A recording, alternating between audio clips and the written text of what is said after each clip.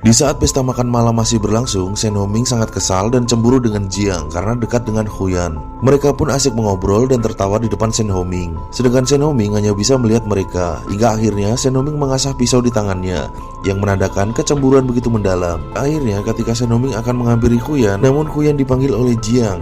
Sampai akhirnya nggak ada kesempatan Shen Homing untuk ngobrol dengan Huyan. Dan di sini Shen Homing sangat kesal dan cemburu, apalagi ketika Huyan menyuruhnya pergi dari sana. Maka Shen Homing langsung mengucapkan selamat bermain dan meminum segelas minuman. Shen Homing bersama kakak iparnya melanjutkan minum di tempat lain. Di sana Shen Homing yang sudah mabuk mulai meluapkan kekesalannya pada Huyan dan berjanji tidak akan menemui atau menghubungi Huyan lagi. Di sisi lain, Huyan juga masih mabuk untuk menenangkan hatinya yang juga kacau setelah ditinggal Shen Homing. Bahkan juga bertingkah seperti anak kecil. Kembali lagi, Shen Homing juga masih berbuat onar dengan menelpon dan meneriaki nama Huyan. Lantas dalam perjalanan pulang ke rumah, di dalam taksi, Huyan terus saja berteriak hingga kakak Huyan kewalahan. Berapa kali Huyan sampai membuka kaca dan mengeluarkan kepalanya sambil berteriak. Sampai akhirnya Huyan ingin pulang ke rumah dan menyuruh Pak Sopir dengan nada tinggi untuk putar balik sampai berkali-kali.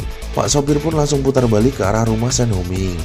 Di scene selanjutnya, Huyan tertidur dengan Shen Homing dengan tanpa busana. Waduh, apa yang terjadi ya guys? Huyan dan Shen Homing pun kaget seketika mereka terbangun dengan tidur bersama dan tanpa busana selai pun di badan mereka. Mereka pun saling menatap dan langsung bertanya-tanya apa yang terjadi tadi malam. Huyan sempat akan menjelaskan apa yang terjadi terhadap Shen Homing. Namun Shen Homing berkata tidak apa-apa dan mereka berharap tidak ada yang melihat mereka tidur bersama. Ternyata kakak dan kakak iparnya sudah menunggu mereka di depan pintu, menertawakan kekocakan mereka. Huyan dan Shen Homing pun langsung tersipu malu, dan kakaknya pun juga langsung menyuruh mereka memakai baju dan lekas segera turun. Huyan pun langsung mencari bajunya di bawah Shen Homing, dan ketika Shen Homing akan bangun, dia teringat apa yang terjadi dengannya tadi malam bersama kakak iparnya.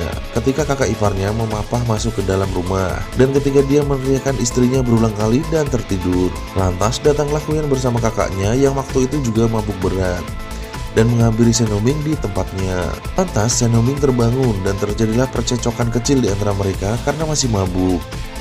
Di sini kakak Huyan dan kakak iparnya sampai kebingungan dan kewalahan menenangkan mereka berdua.